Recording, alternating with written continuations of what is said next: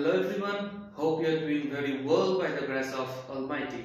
Today's topic, much versus many.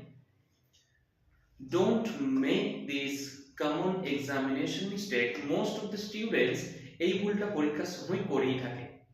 So, use many with countable noun and use much with uncountable noun.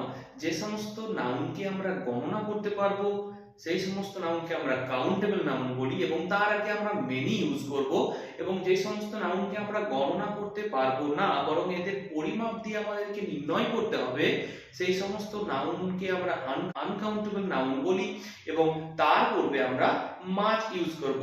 For example, many students are absent today. Students আমরা গণনা করতে পারছি, so তার আগে আমরা many use করব।